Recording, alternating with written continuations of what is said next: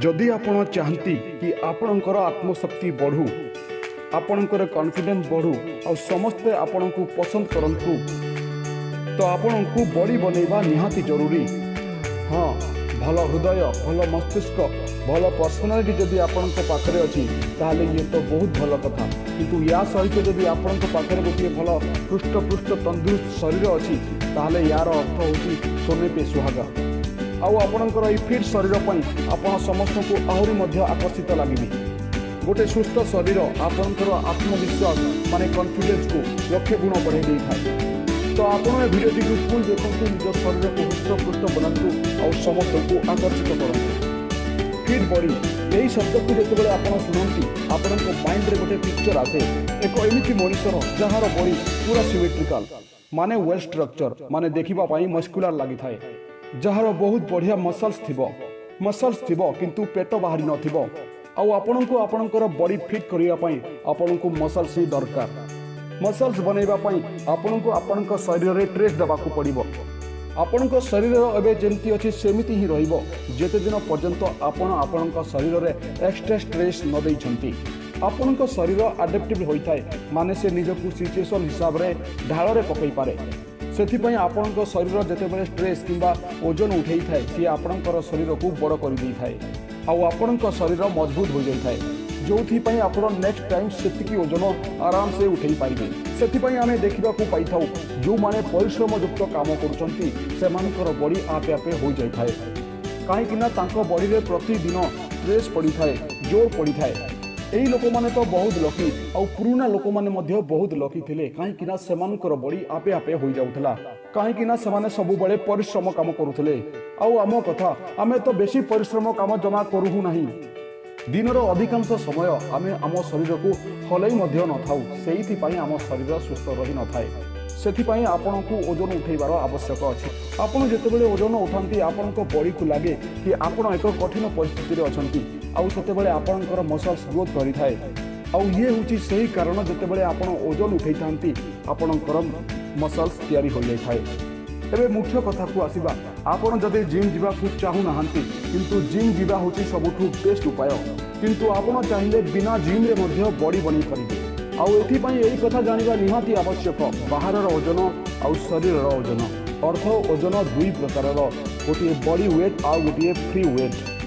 जेतेबेले आपण डंबल उठेई थांती किंबा कोनोसी बाहरर जिनिस उठेई थांती ताहाकू फ्री वेट कुहा जाय, किंतु आपण जेतेबेले निज शरीर को ही माने बॉडी को ही ओजन रूप में व्यवहार करि थांती ताकू बॉडी वेट कुहा जाय। तो आपण जदि घरे ही निजर बॉडी बनेबाकू चाहूचंती, जिम जाई हेवी वेट उठेबाकू चाहू नाहंती, तो निज शरीर को ही ओजन भलिया व्यवहार करिबा आरंभ कर दियंतु। तो आपण जदि घरे भी नियमित भाव में पुशअप और पुलअप करिवे तो ताहले आपणकर बॉडी होई जिवो।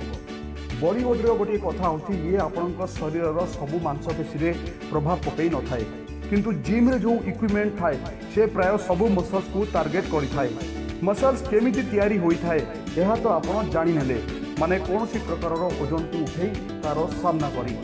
किंतु कोन आपण जानिथंती आपण जेतेबेले ओजन उठाउ थांती सेतेबेले आपणकर मसल्स तयारी होई न थाए। मसल्स सेतेबेले तयारी होई थाए जेतेबेले आपण सोई थांती। बहुत लोक एमती भाभी थांती कि सी जेतेबेले जिम रे बड़ बड़ जिनिस उठेई थांती किंबा घरे पुलअप पुशअप करि थांती सेतेबेले तांकर बॉडी तयारी होई थाए, किंतु प्रकृत रे मसल्स बिल्डर प्रोसेस एपरी होई थाए। जेतेबेले आपण ओजन उठेई थांती आपणकर मसल्स रे माइक्रो टियर्स आसी जाय थाए, से बहुत छोट लेवल रे क्रैक होई थाए। धरि नियंतु कि आपण 20 मिनिट पर्यंत व्यायाम कले तो आपणकर शरीर रे बहुत छोट छोट क्रैक होई जाय थाए। तो आपण जेतेबेले घर को जाई खाइबा खाइथांती एवं आराम करिथांती आपणकर क्रैक मसल्स रिपेयर होई थाए और आपणकर बॉडी तयारी होई थाए आउ प्रथमठू आहुरी मध्य बड़ होई जाय थाए। यार माने एया कि केवल पुलअप पुशअप आउ वजन उठेइबा द्वारा आपणकर मसल्स हेबो नाही, सेथिपई रेस्ट आउ न्यूट्रिशन रो बहुत जरूरी। बहुत लोक पुशअप पुलअप घरे करिथांती किंतु ता परे भी तांकर बाइसेप बड़ होई न थाए, यार कारण होची से भल भाबरे रेस्ट नहीं न थांती। मोर एही वीडियो रो उद्देश्य मध्य सेया। आपण वीडियो को देखि भाबुथिबे कि एकथा तो समस्त जानि थांती कि ओजन उठेइले मसल्स होई थाए, तो एथिरे नुआ कथा कौन अच्छी नुआ कथा एया कि मसल्स आपणकर सेतेबेले तैयारी होई न थाए जेतेबेले आपण व्यायाम करूथांती किंबा ओजन उठाउथांती मसल्स आपणकर सेतेबेले तैयारी होई थाए जेतेबेले आपण घरे आराम करूथांती तो यार अर्थ प्रॉपर रेस्ट बहुत आवश्यक तो धरी नियंतु कि आपण डिसाइड करनेले कि आपण को बॉडी बनैबार अछि आउ सेथि पई प्रतिदिन आधा घंटा आपण पुशअप पुलअप आउ वेट उठैले तो सेथि पई आपण को प्रतिदिन आराम रे 8 रु 9 घंटा सोइबा को पड़िबो माने रेस्ट करबा को पड़िबो आउ जदि आपण प्रतिदिन घंटे किंबा 2 घंटा मध्ये एक्सरसाइज करंती आउ आराम न करंती ताहाले आपणकर मसल्स केमती हेबो जेतेबेले जाय आपणकर क्रैक मसल्स रिपेयर न होउची सोइथिबा समय रे ही आपणक शरीर रे रिपेयर प्रोसेस चली थाए तो आपण जदि पुशअप कला परे भी आपणकर बॉडी ग्रोथ करू नाही तो आपण भावंतु नाही कि आपण भूल पुशअप करूछंती यार अर्थ होची एया कि आपण प्रॉपर रेस्ट नेउ नाहंती मसल्स बनैबा पई प्रॉपर रेस्ट सहित टाइम गिव मध्ये बहुत आवश्यक किछि लोक जल्दी जल्दी मसल्स तैयारी करिबा चक्कर रे प्रतिदिन संध्या रे एक्सरसाइज करिथांती आ प्रॉपर रेस्ट मध्ये निथांती ता परे भी सेमानकर मसल्स तैयारी होई न थाए यार कारण होची आपणकर एक्सरसाइज मध्ये रे गैप आपणकर मसल्स को रिपेयर हबा पई समय लागि थाए आ बहुत रिसर्चर्स कहंती कि आपनको नेक्स्ट वर्कआउट करबा पूर्व कम से कम 48 घंटार गैप रखवा आवश्यक माने जदि आपण आज संध्या रे वर्कआउट करिसंती आज संध्या 5 रे वर्कआउट करिसंती आपनको पुनी काली नाही और दिन संध्या 5 रे वर्कआउट करबा दरकार माने गोटे दिनर रेस्ट हवा ही दरकार कहीं आपण को बॉडी को कंप्लीट रेस्ट मिल पारिबो किंतु आपण जदि प्रतिदिन वर्कआउट करिवे तो आपणकर मसल्स को रिपेयर हवा पई टाइम कोठु मिलिबो जदि एक्सरसाइज रे गोटे दिन परे भी आपण आपणकर शरीर रे पेन फील करूछंती तो ताहाले आपण को आउ गोटे दिन वेट करबा दरकार कहीं एई पेन आपण को सूचना दै थाए कि आपणकर मसल्स रिपेयर हो अछि माने गोटे दिनर गैप रखिबे कि 2 दिनर गैप रखिबे ए कथा सुनंतु नाही निज शरीर कथा सुनंतु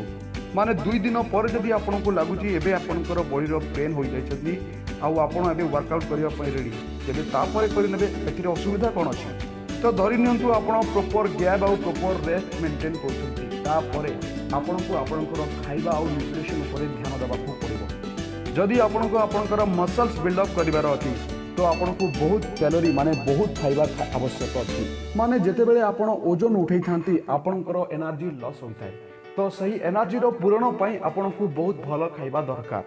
तो जदि आपण प्रॉपर वर्कआउट करूछंती प्रॉपर रेस्ट नउछंती टाइम गैप मेंटेन करूछंती किंतु ता परे भी जदि आपण ठीक भाबरे खाउ नाहंती आपण को प्रॉपर न्यूट्रिशन मिलु नै तो तेबे आपनकर बॉडी केमिति बनिबो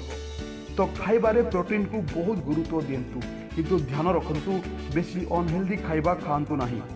किंतु आपण जदि बेसी मोटा होई थांती ताहाले आपण को एक्सरसाइज परे खाइले चलिबो नाही जदि आपण पतला होइछंती तो ताहाले आपण को बहुत खाइबार अछि किंतु आपण जदि मोटा अछंती और निजर वेट लूज करबा को चाहछंती तो आपण सेतिकी ही खांतु आगु जते खाउतिले कहीं आपण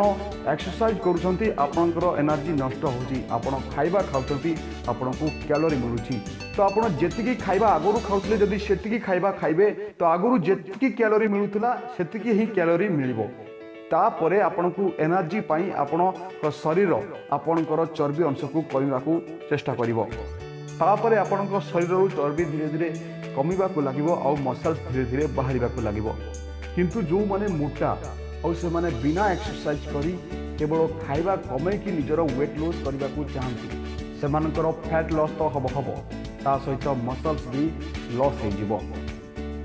तापरे सबुठु मुख्य कथा होची टेस्टोस्टेरोन जेतेबेले मनीष शरीर रे टेस्टोस्टेरोन कमी जाई थाए ताकू चिड़चिड़ा लागे दुर्बलिया लागे बाल झड़ीबा को लागे मुंड झाई झाई लागे इत्यादि किंतु आपणक शरीर जदि टेस्टोस्टेरोन ठीक अछि तो ताहाले आपनको सब बेले एटाउ फिट फील हबो बहुत लोक निजर टेस्टोस्टेरोन बढ़ेबा पई इंजेक्शन और औषधर प्रयोग करिथांती किंतु यह ठीक नुहे आपण रेगुलरली एक्सरसाइज कला परे आपणकर टेस्टोस्टेरोन धीरे धीरे बढ़िबा को लागिवो आपण फील करिथिबे जते बेले आपण एक्सरसाइज करि सारंती आपण को बहुत खुशी लागि थाए आपण को बिंदास फील होई थाए आपण को लागे कि अरे वाह मो तो आज बहुत भलो फील करूची तो आपण जदि नियमित भाव में एक्सरसाइज करिवे यानी गैप मेंटेन करी प्रॉपर रेस्ट सहित प्रॉपर खाई आप एक्सरसाइज करेंगे आपणकर टेस्टोस्टेरोन भल रहिबो। आउ गोटे उपाय करी आपणकर टेस्टोस्टेरोन को बढ़ाई पारे यानी मानसिक दुश्चिंतारू जेतिक संभव दूर रुहतु माने अଯଥା स्ट्रेस नियंतु नहीं।